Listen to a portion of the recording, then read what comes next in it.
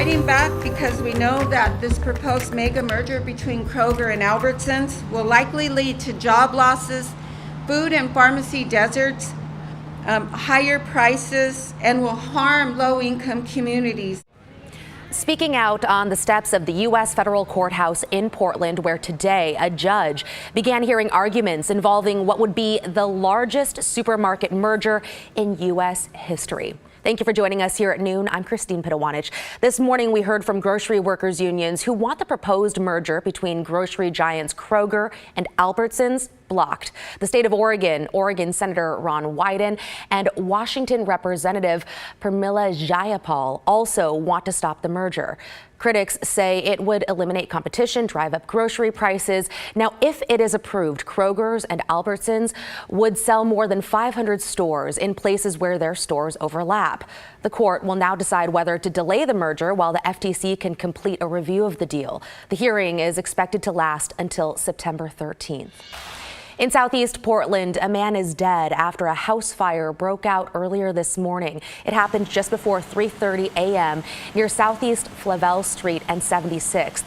Crews say when they arrived, they saw large flames coming from inside the home. Investigators are still trying to figure out what caused the fire. The identity of the man who died has not been released. To Vancouver now, where police say they've arrested a man accused of slashing tires on dozens of cars. Officers say 43-year-old Colwyn Kent was responsible for slashing tires on at least 36 cars Friday night into Saturday morning. They say it happened in neighborhoods on Kaufman Avenue between West 29th and 39th Streets. Kent was booked on first-degree malicious mischief. And the Beaverton School District now facing a lawsuit related to a former football coach accused of slapping players awake at an overnight football camp this summer. A 17-year-old's parents filed the suit, accusing the district of negligence. Court documents say the district should have known then coach Jamal Jones could cause harm, claiming he had verbally and physically assaulted students in the past. The family wants $125,000. Jones, who is currently an officer with the Hillsborough Police Department, is facing 12 counts of misdemeanor harassment. People living in southeast Portland are voicing their concerns after a car hit and killed a man late Saturday night. KGW's Sydney Dorner spoke with a witness who says that intersection where it happened isn't safe. A busy intersection.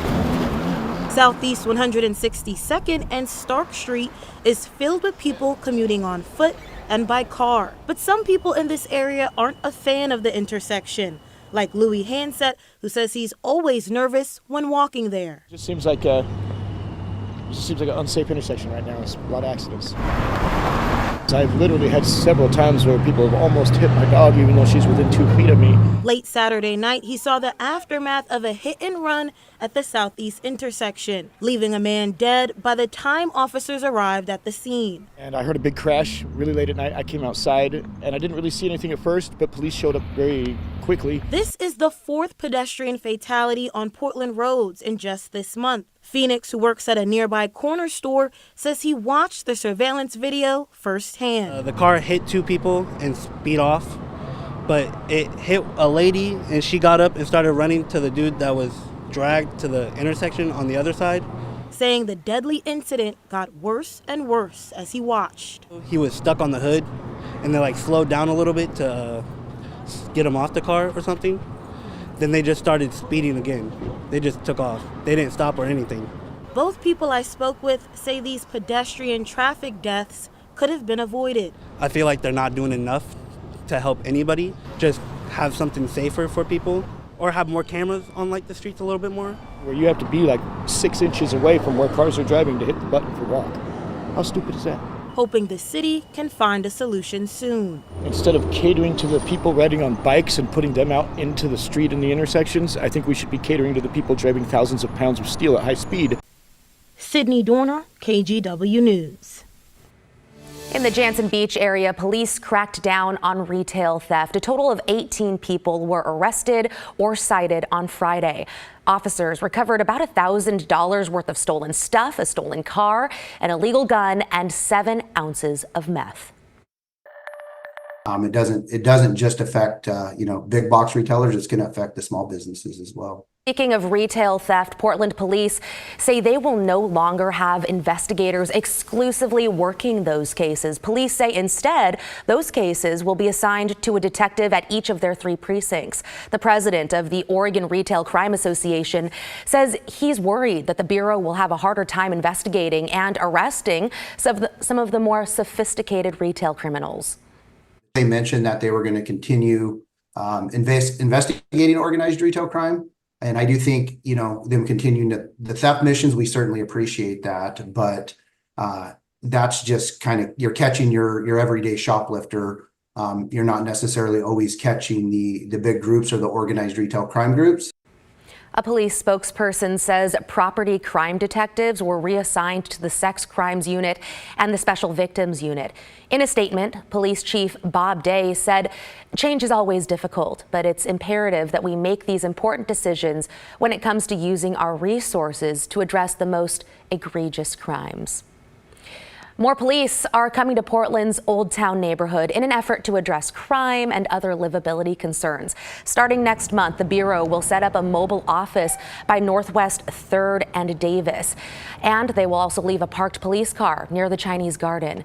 For months now, police have been increasing walking patrols and pairing up with outreach workers to help people struggling with addiction. Okay, now to our weather with Mr. Rod Hill. Rod, what are we looking at on this Monday? Gorgeous out there. Of course, we had back to school for some kids. I know Beaverton back in school today, and it looks like we're going to keep the sunshine for the remainder of the day into your evening hours. We have clouds and we have rain offshore. It's feeding in the cloud flow with the rain possibilities in toward the Olympics and into Seattle at this hour. But this should stay to our north until we get basically after sundown for most of us. Right now it's clear in Cannon Beach. Now this is an area that could see increasing cloudiness a little bit later today. It's 74. The tide's out. Folks have been walking up to the haystack. And then here's another mainly clear look in the Central Coast. This is the Channel House camera down in Depot Bay. Just a gorgeous, gorgeous day. The Reserve Vineyards and Golf Club in Lowell, after being down to around 50 this morning, sitting at 73 right now. Downtown Portland, 74. Just a perfect, really summer day. We'll be, I think, 84 at 4 or 5 o'clock this afternoon for a high, and then 77 still 8 o'clock. Those clouds I showed you will be increasing overnight tonight, and there is actually the chance that we get a little bit of rain from them.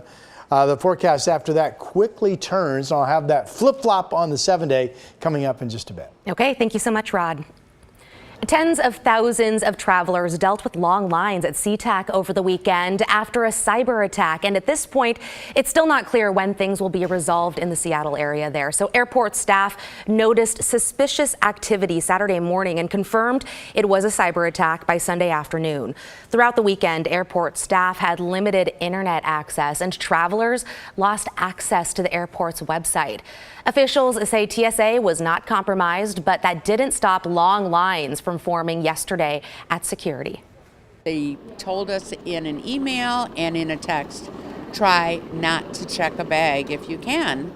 Well, we can't do that. We have to check our bag. We've got a very large bag. Seems challenging given the outages. People trying to get home on a Sunday, want to get home for Monday, so it's tough. Yeah, an Alaska Airlines spokesperson says staff had to actually manually sort over 7,000 bags because those bags missed their flights. Yeah, hopefully it's over soon.